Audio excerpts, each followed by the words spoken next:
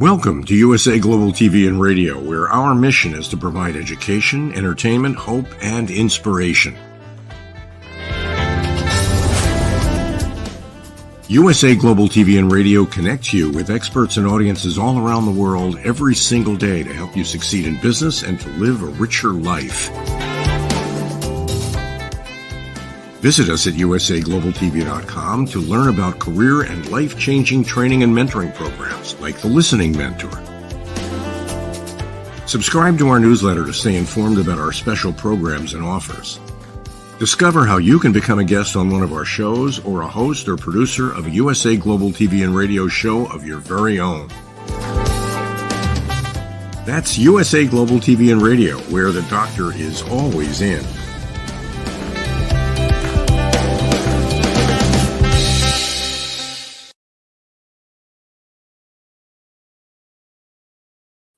Hello and welcome to USA Global TV and Radio. My name is Caroline Heward and I'm known as the Harley Street Stress Expert, and I'm also the resident therapist of USA Global TV and Radio. Our show today is Talking Heads, and I'm an expert presenter in today's topic, which is understanding loneliness, how it affects mental health. And I always like to start with a definition. This is part of the Mind and Body Connection series. So let's begin.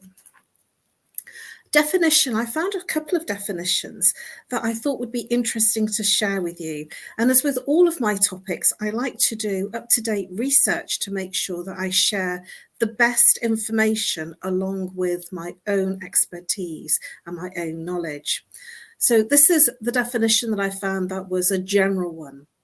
Loneliness is a state of distress or discomfort that results with one perceiving a gap between one's desires for social connection and actual experiences of it. Even some people are surrounded by people, by others, and still feel a deep sense of pervasive loneliness. And that to me resonates in terms of how loneliness is felt. And the reason for that is that I experienced such a type of loneliness like this in my own life, which I will share with you later on in this episode. What is loneliness in terms of psychology? Now, this I found very interesting. It's defined as a distressing feeling that accompanies the perception that your social needs are not being met by the quantity or especially the quality of your social relationships. So this is much more defined, I feel, from a psychology perspective, that it's you can have lots of connection. So you can have lots of people that are connecting and socializing with you, but the quality might not be very good, or it could be that the amount of connection isn't very good. So this again, I felt was drilling down a little bit more. And my final definition, and one that I found really, really enlightening and very defined to share with you in terms of how it describes what loneliness really is. And this show is about understanding what loneliness is, because sometimes people say I'm lonely and it's not what we think it is that they're feeling, or we don't know whether we feel lonely. So I felt that it was really important to look at these different definitions of how different organizations describe loneliness. So from Verywell Mind, they say most definitions describe it as a state of solitude, being alone. Loneliness is a state of mind. And this I'm very agreeing with. And it's linked to wanting human contact, but feeling alone at the same time, which causes people to feel empty, alone, unwanted, and craving human contact. And furthermore, that they feel in a state of mind where it makes it difficult to make connections. You can be alone and yet not lonely. So this is the flip side, the other side. You can live alone or be alone, but not actually be lonely. Solitude is voluntary. It's your choice. When you choose to be alone, and sometimes I do that if I want to do a meditation, or if I want to do my dance, or if I want to just sing for all England, to raise my vibration. And I'm certainly alone here with you in my living room, in my own home studio, and I'm alone in the quiet. I'm not feeling lonely, and it is a choice. And this is what I wanted to share with you, that sometimes people think because people live alone or they're alone for long periods of time that they must be lonely. And that is not the point. If you are occupied and doing things that you love, and that you are doing things that you are preoccupied with, then loneliness, as this last organization has described, is a state of mind. And I'm very, very much in agreement with the fact that loneliness lives in the mind. You can't feel lonely when you are present in your sensories and your feelings and emotions. There is no loneliness that resides in your five senses. If you look at a baby, they are not lonely. They are having a very deep connected experience because they are sensory. And that's how you can define if you are lonely. If you are living in your mind, this is when loneliness for some can occur. So let's look at some root causes of loneliness. And this is where I really want to dig down and share with you how this can come about. And it can come about through many, many different things. And there's no one size fits all. There is no one rationale that fits that this happens, or you go through this type of experience, so therefore you will be lonely. That doesn't work. It's a life change for many people. It can be a marriage or a relationship breakdown. If you've been with somebody for a long time and they've moved out of your home, that can create an inner feeling of loneliness. And the escape is in the mind, where you will be thinking about all the things that you shared and the fact that you're not with them now and you are alone. And the breakup of a marriage, whether it's good or not good or really terrible, even if it's not working, the loneliness of the fact that you're not sharing that space and the time with the person, whether it was good, indifferent, or bad, will have an effect on the physical locality of your loneliness. Death of a loved one. If somebody very close to you, and I'm going to share with you something that happened to me when my father passed away, but when somebody close to you passes away, it can have a huge effect on you personally in terms of how you feel and how you cope with the bereavement. Retirement. I've spoken to quite a few people recently who are in that state of retirement. They've been building themselves up, preparing, making sure the finances are sort of okay, but not feeling quite okay because things have changed. Certainly in the UK they have. And there's lots of uncertainty about the changes of age, lots of uncertainty about what level of pension they will get. Certainly in this country, I'm not quite sure how the pension is in other countries, but in the UK particularly, there has been a lot of conversation and a lot of uncomfortableness about the future in retirement. But that's the financial side. Let's look at the beingness. The human being has been in work for many decades. And suddenly they're not in work and they've not got that social interaction, those conversations around the coffee machine, those conversations with colleagues, and they're not making the daily trip to work. They're not in that commuter territory of speaking to other people that they're commuting with on the train or on other modes of transport. They're not listening to the radio or doing the things that they were doing if they were driving. There is just nothing. And when they get into that nothingness, it stops. It's like the world stops for them. And I had a conversation with someone very recently who said that he'd been working for 50 years and he was just retired. And he said that he was feeling really out of sorts about it. He said he felt very anxious and very stressed. And he mentioned the word loneliness. He said he felt very lonely. And when I dug a little bit further into what he was feeling, it was because he was missing the interactions of the work environment, even though it was very hard work and he was in a big environment of a team and lots of interaction in terms of interdepartment teams and also other global entities within the organization. And he was constantly working to such a point that he didn't have time to think. And he also shared with me that he didn't have any hobbies.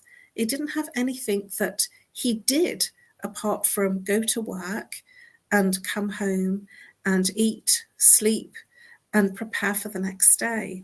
And so when his life stopped in terms of work, he didn't know what to do, and he was stuck. And in this place of being retired, he felt a hopelessness of being out of work. Even though he was getting his pension, he said that there was a feeling of isolation from what he used to do versus what he was able to do now. And he was trying to find things to fill his time. And he was feeling very isolated. Now, isolation can create a level of loneliness. It can create a sense of not being wanted or needed. And that's certainly what he shared with me, that he didn't feel needed, wanted, or cared for.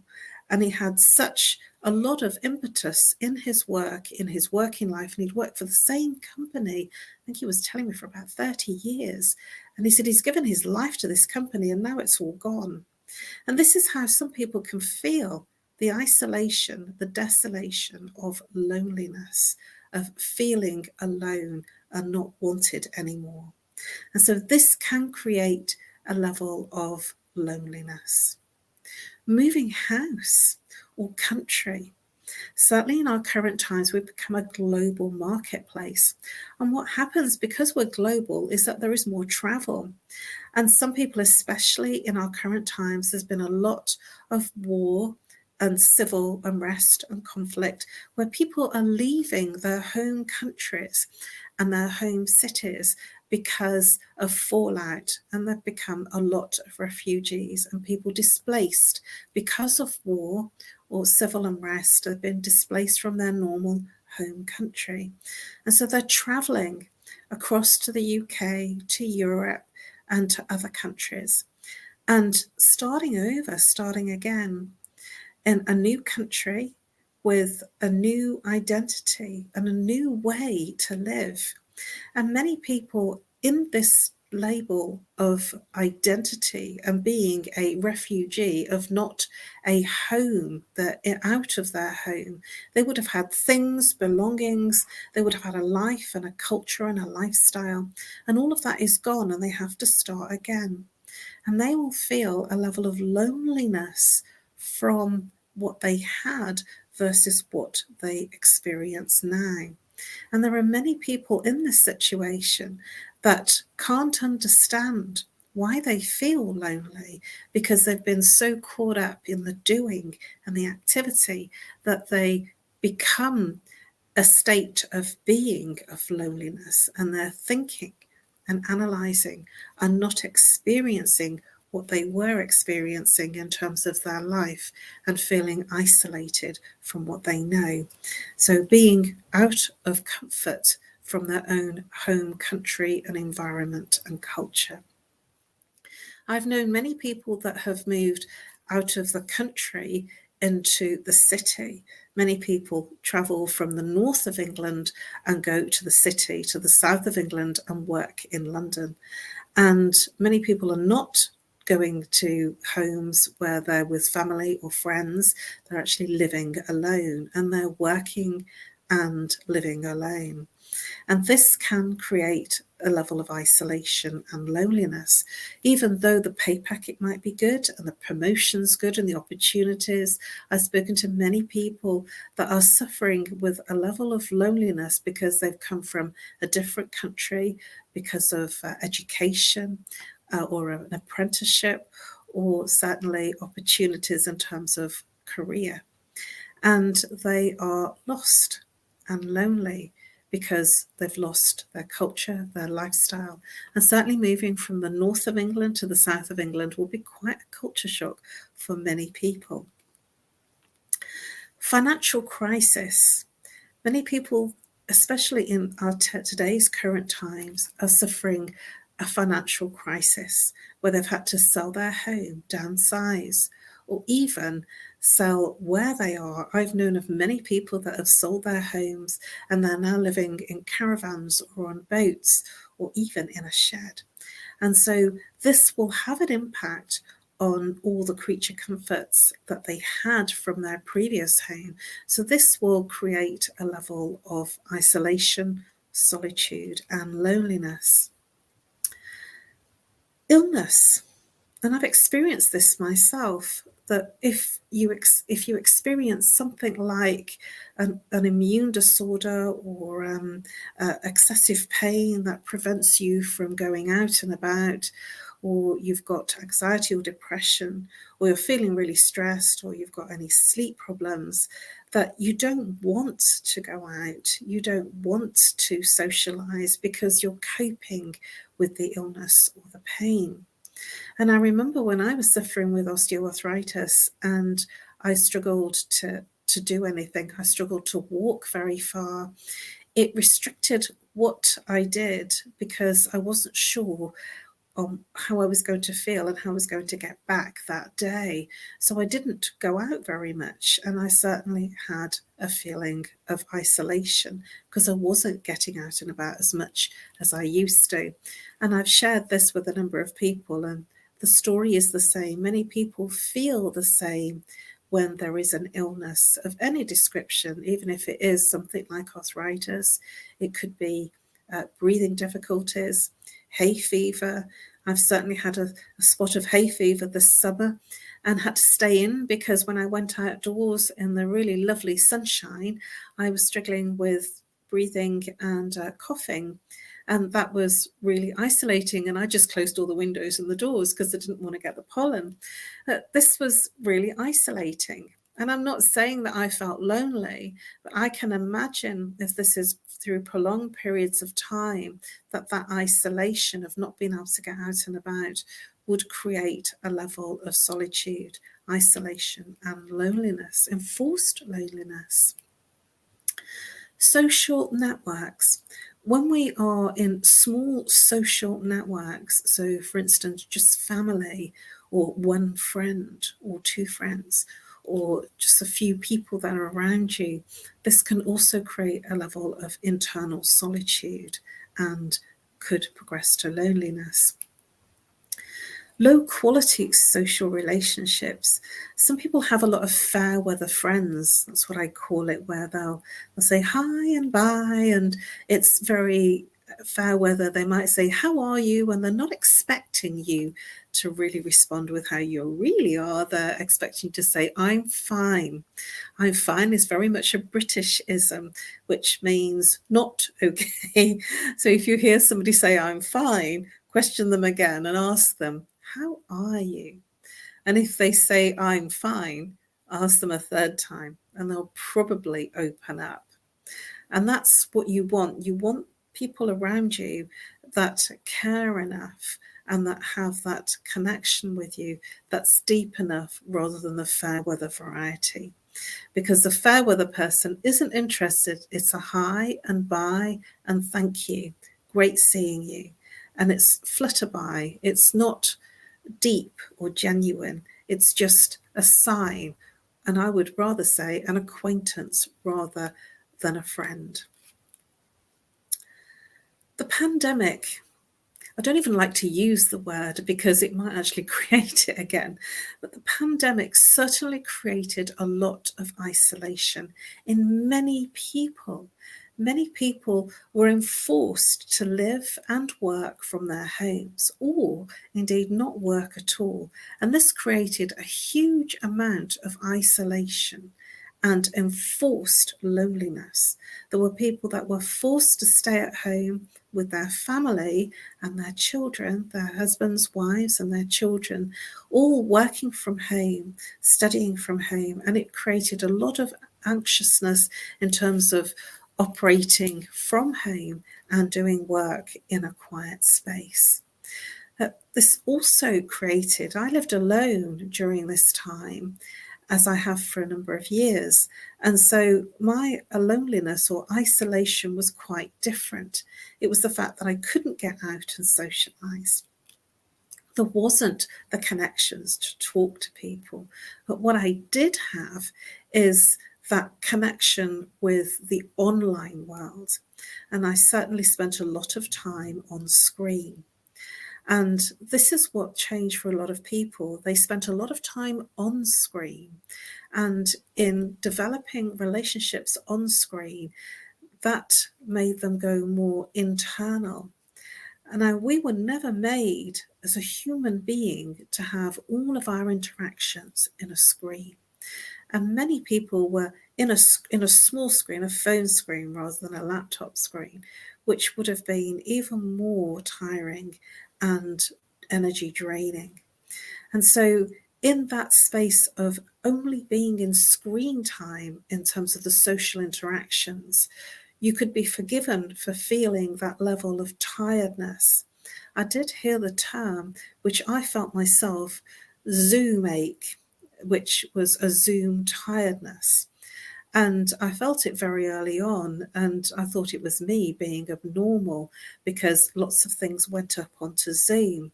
But what it did was it actually enforced a level of internal isolation. So screen time, although it was really good to connect and to ensure that I was experiencing that conversation, that back and forth conversation, it still had an effect. I'd like to share with you a story of when I was networking shortly after I lost my dad in 2000. I went networking, and it was at the House of Commons, and it was on the terrace. It was a beautiful, beautiful networking event, champagne reception, canapes, and it was such an amazing location. I'd been going to this networking event. It's an annual event once a year, and I was known by many people for a number of years.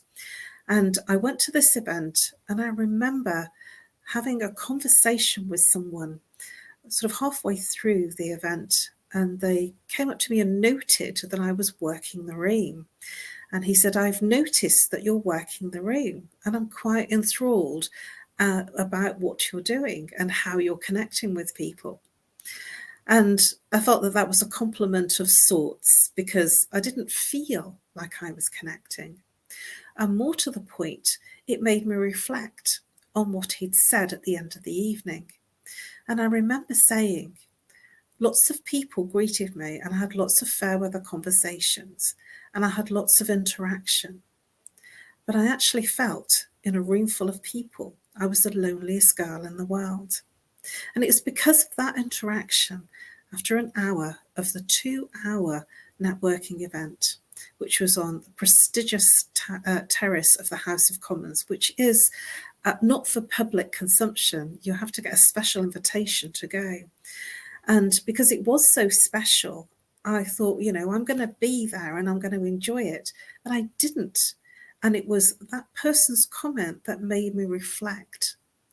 So if you are feeling that way, if you feel that you've got lots of people around you, lots of connections, lots of conversations, but you're still feeling lonely, it was the most craziest feeling, because I remember saying, I'm in a room full of people that love me, that know me, and yet I feel like the loneliest girl in the world. And that insight and awareness, because of that interaction that I had after the first hour, made me start looking, and it made me start seeking what was going on. Why was I feeling like I was feeling? This is about the mind and body connection. I lost my dad, and losing my dad made me internalize. And I didn't actually realize the impact that it had on me at the time, because I took the time out and then I went and carried on. I took the time out to be with my family for 2 weeks, which was a long time really for taking time out for grief and bereavement. I was very lucky to work for a company that gave me that time. And in so doing, it gave me enough time to do all that practical stuff without the worry of being at work. And then when I went back to work, I just carried on. And in carrying on, I realized that something wasn't quite right, but I couldn't put my finger on it. And what it was there was a shutdown of emotions and feelings. At the time, I was in marketing and PR, and I was working for an agency-like company that worked like an agency. So it was very busy, lots of people briefing in and lots of work being done and lots of things that needed doing in terms of timing and budget. So it was very, very busy. I didn't feel anything. And this is a description of how loneliness can feel. Now, loneliness can lead to depression. And that's certainly what was diagnosed at the time when I reached out for help. It is a disconnection. Loneliness is a disconnection of feelings and emotions. It's also a feeling of being on autopilot, like you're going through the motions without the emotion, a sort of a robotic feel that you're getting up in the morning, you're doing what you normally do, and you think that you're living, but you're actually existing. And when I became aware of this, I started looking for answers. Now, the reason I've shared this with you is many people get to this point that there's a bereavement, there's a loss, there's a major change in their life, like a breakdown in a relationship or retirement. And they go into this false world, this non-existent world where they don't feel anymore, the disconnection, the existing rather than living.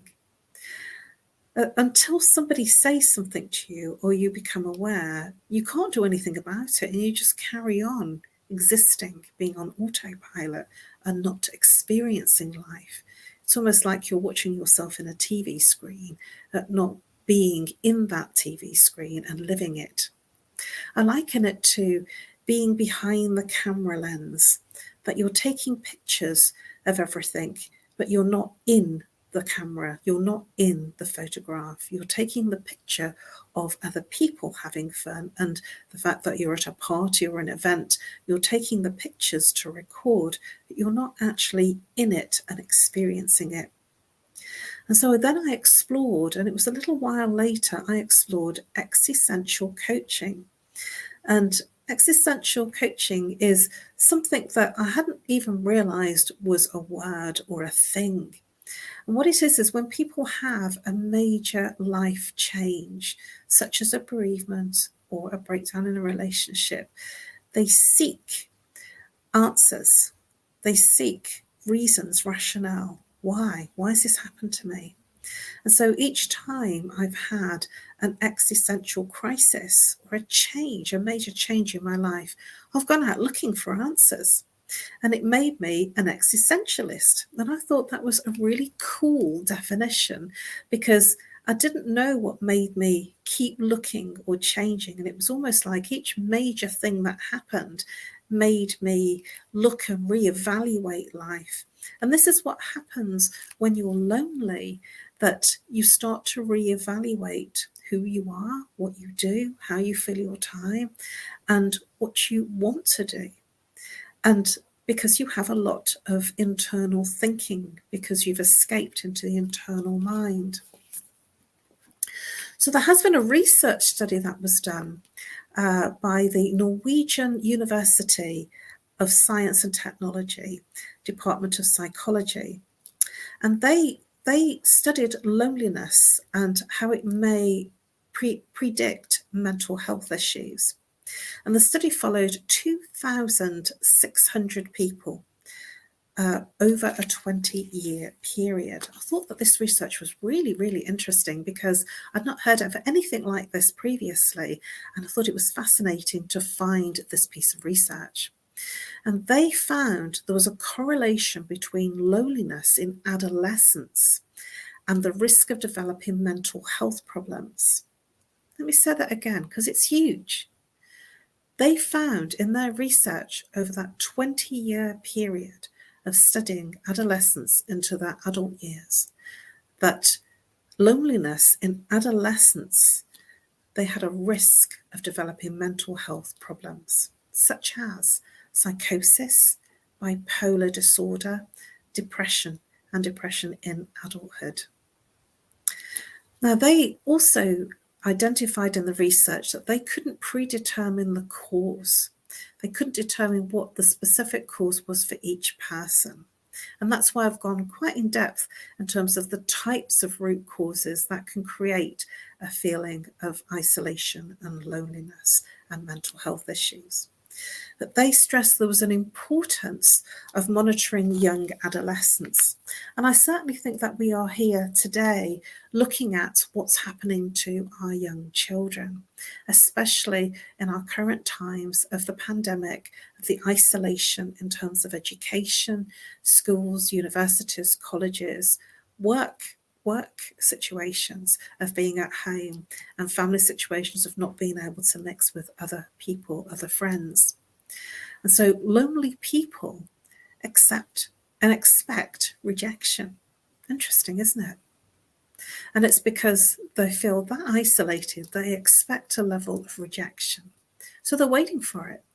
They're waiting to be rejected so they don't feel dismissed, and so they don't get upset about that rejection. Some of the difficult times of feeling lonely would be times like birthdays, times like Christmas. You'd be surprised how many people reach out to me on Christmas Eve, Christmas Day, and the Christmas holiday, and New Year's Eve and New Year's Day, the Christmas break, where most people are with their families.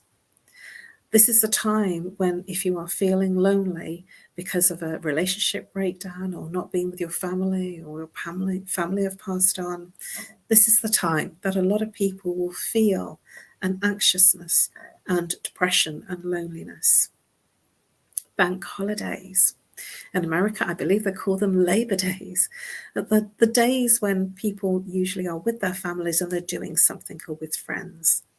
If you're isolated and lonely, this will be a time that you'll feel it more. Holiday times, summertime.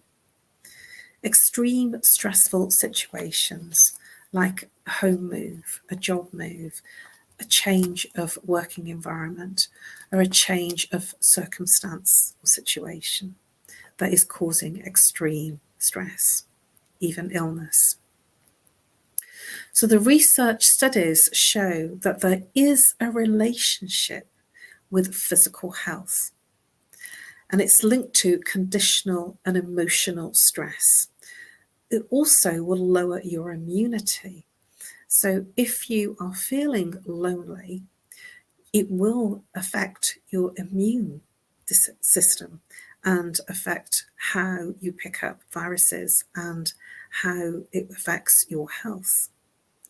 Research also showed that loneliness and depression creates poorer health and well-being. Now, this would make sense. If you're feeling lonely, your energy levels won't be so high, and it will lower your immune system because the energy levels are in the root chakra, which affect your endocrine. In your endocrine system, the root chakra is related to the adrenal gland, which is where your excess energy or no energy is stored. So if somebody is feeling lonely, they will have depleted their adrenaline and they will have a low energy. And that also affects your immune system, it affects your blood, your skin, affects your hair. And so if somebody is complaining, also your teeth as well, and bones, your skeletal, and it also affects your nervous system. So if you are feeling lonely, it would not be surprising that there may be other disorders elsewhere that you are battling with, because they're all connected. And it might be that you've reached out to the medical world and on medication for different ailments that you are experiencing. Sometimes they counteract each other, or they cause their own level of side effect. Some areas of the research actually looked at physical pain, and adding an explanation to the phrase broken heart. So if you're feeling a level of physical pain, it actually can be related to, some people say, I've got a broken heart, I'm suffering with a broken heart.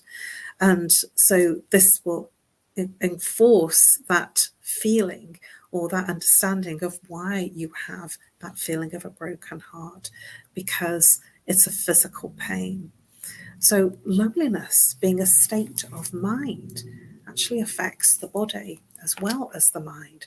I focused more on the mental health side of things and how you will feel internally in terms of the mind, and more importantly, how that relates to your everyday life and how you'll respond and react. Here's some tips for overcoming loneliness. And it's not definitive, and it's important, especially if you are feeling loneliness, isolated, and you're feeling that level of insecurity. It is important that you look at why. And it's not so easy when you are the one that's suffering with the loneliness to identify why. And that's because you're in the situation. And so you can't work out what's caused the problem in the same consciousness of the problem being created. So here's some very practical things that you can do. Join a class or a club, so that will increase your level of social interaction. Go to similar interest groups, things that you are interested in, which will bring you out of yourself and out of what you are experiencing and feeling. Develop quality relationships. If you have what I call fair weather relationships, develop a closer relationships where you do have a genuine and real conversation, rather than a very flutter-by fair weather conversation, which doesn't really satisfy the need for that social interaction. Hobbies and interests. Hobbies. I strongly recommend that making a hobby of exercise, whether it is going to the gym or running around the block, you'll be surprised how it will make you feel. If you go to a gym, then you will have social interaction with other people at the gym and other people that are on the different machines and in the changing rooms. I always find that when you're in these kinds of environments, that it makes you feel different and it gives you an energy lift. Even if you haven't exercised much, it's that level of social interaction. Pets. Get a dog or a cat. You'll be amazed at how affectionate they can be, and they will be your friend. And they don't have an argument about being your friend. They will be there for you. And it's amazing how much of a deep emotional effect they can have on you and you being in charge of your pet. Connect with strangers. I do that all the time. I speak to people if I'm in a store, in a shop. Speak to your neighbours, even if it's fair weather, even if it's just, it's a lovely day today. It's surprising how something that's small and conversational will lift your mood. Getting out there is the key. Now, you might still feel lonely, as I mentioned earlier on, even though you're getting out there, which could be that you're in a depression, like I described to you earlier on after I lost my dad. So if you are feeling, even though you're doing all these things and you're feeling still that loneliness or that isolation, even though you're connecting with people and doing all the types of things that I've mentioned, it could be that you're in a depression. And if that's the case, it's much deeper and requires an intervention. It requires physical help from somebody that can give you that professional intervention. See a therapist. Cognitive behaviour therapy will look at your thoughts, your feelings, as well as what comes out of that, which is your behaviours. And when you are looking at the thoughts and feelings that aren't working for you, you'll be surprised how that will change how you interact and how you feel. It's amazing when you become aware of what's not working, how it changes how you feel and how you experience life. Because you could be locked in this state of loneliness for a long time if somebody doesn't say something to you. I was very lucky. I had people that made comments and I listened. And hearing some of the feedback made me question and made me look for some answers that sometimes we're not that lucky. So if you are feeling disconnected, if you are feeling lonely, isolated, even if you're out and not feeling that connection with people, reach out. Thank you for your attention and your interest. Please subscribe to USA Global TV and Radio. You'll find all of my Talking Heads episodes over the last few years under my name, Caroline Heward, under the relevant years. Please do reach out to me if I may be of service to you. I offer a free 15-minute discovery call, and I'm offering a ridiculous offer at the moment for an hour consultation for £50 right now. So whether you're watching this on the live or the replay, do reach out to me because I know I can help you because I've been there myself and I've cured my own isolation, solitude and loneliness.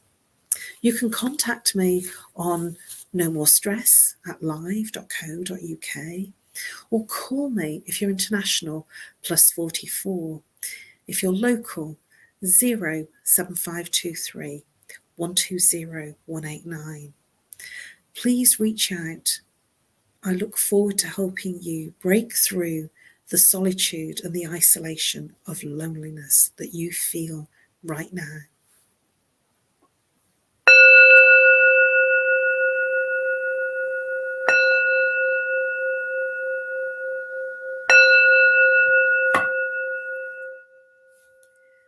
Namaste. 5 Little Known Secrets for Dementia Caregivers with Tracy Cram-Perkins. Hi there, I am Tracy Cram-Perkins, the host of the Dementia Home Care Show here on USA Global TV and Radio. I am also the author of the book of the same name. And You'll see this QR code. This is for an extended version of the same talk. So if you want to see the full hour-long version, feel free to scan the code and go to that website. Stick with me. We'll talk about 5 little-known secrets to make it a little easier to do dementia caregiving. What you're seeing on the left-hand side is a healthy aged brain, age 55 and above. The one you're seeing on the right is an Alzheimer's disease brain. It is a moderate disease. It is shrinking. It has holes in it. The memories that were in those holes no longer exist. When you're learning something, let's say in kindergarten, you learn how to tie your shoelace. Well, then by the time you're in 2nd grade, your brain remembers that information from tying the shoelace and applies it so you can learn more quickly how to tie more complex knots. So the brain is hardwired to do this for us, so it helps us learn faster so it doesn't take us long to acquire knowledge. The brain is looking for the information and they pick the closest to wherever that hole is. Let's look at some tips that we can use to help do that. These are 5 simple tools you can use as a dementia caregiver to help your loved one. The whiteboard is a useful tool in recording the day's activities and the answers to repetitive questions. The calendar clock is a very useful tool to orient your loved one on the day, the date, and the time, and remind them of upcoming appointments. The communication cards are a great tool to bridge the gap when they can no longer tell you what's wrong. And then there's the pill minder, for when your loved one is still able to take pills but needs prompting. The final tool I want to share with you is the memory book. It tells your loved one's story. It's a great tool for distraction, redirection, also as a conversation starter, and telling you where they are in their story so you know how to answer their questions. Music is probably the most powerful tool in your toolbox after laughter. Music is a way to maintain connection. It sticks with your brain longer than any other thing, including reading. When you're having an issue with somebody, you can play their favorite music if you move them to another room, something that makes them happy, or you can start singing songs together from their childhood. These are some of my favorite books for caregivers. My show airs on the 3rd Tuesday of every month, and you can view past episodes on YouTube. Thank you, everyone. This program has been brought to you in part by Tracy Cram Perkins. Connect with her and order her book at tracycramperkins.com. For more information about Alzheimer's disease, support resources, and how you can help, contact the Alzheimer's Association at 1-800-272-3900 or visit their website at www.alz.org. They offer 24/7 helpline support and a wealth of information to assist you and your loved ones.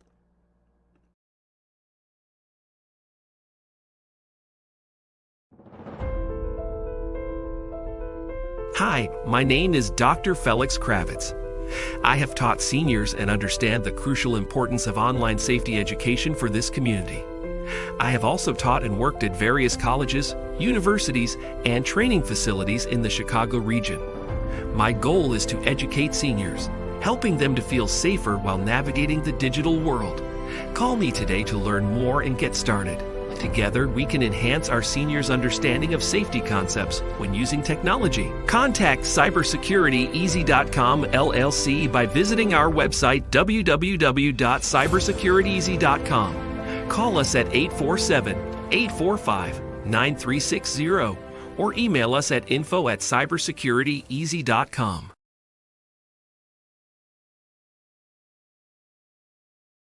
USA Global TV and Radio proudly presents our partner and sponsor, Mr. Philip Sykes and the British School of Excellence, building confidence, changing lives. And now, proudly presenting the Polished Professional. On a transformative journey with the British School of Excellence's comprehensive suite of masterclasses, crafted to elevate your professional and personal life. 8 outstanding modules will elevate you to the next level. Module 1, Exploring Life's Purpose, delves into the depths of self-discovery, guiding you to chart your unique path to fulfillment and success. Module 2, Mastering Professional Presence and Confidence. This masterclass is a deep dive into the art of self-assurance and commanding presence, which is essential for standing out in today's competitive landscape. Module 3, Learn the Secrets of Visual Impact, how to curate a personal style that amplifies your professional brand. Module 4, Mastering Professional Etiquette and Communication Excellence, navigating the nuances of corporate interaction with grace and tact. Module 5, Elegance in Eloquence. We impart powerful techniques to captivate and persuade any audience with your oratory skills. Module 6, Unlock the Potential of Your Emotional Intelligence, EQ, and harness the ability to connect, empathize, and lead with emotional savvy. Module 7, Mastering DISC, building a gateway to understanding behavioral styles, fostering better personal and professional relationships. Module 8, Mastery in Dining Etiquette, building your confidence to perfect the subtleties of dining with finesse, enhancing your social savviness at any table. Step into the Polished Professional program where poise, elegance, and excellence aren't just taught, they're instilled for life. Join us to redefine your potential and polish your professional edge. To learn more, go to thebritishschoolofexcellence.com. The British School of Excellence are investors in people. Let us invest in you.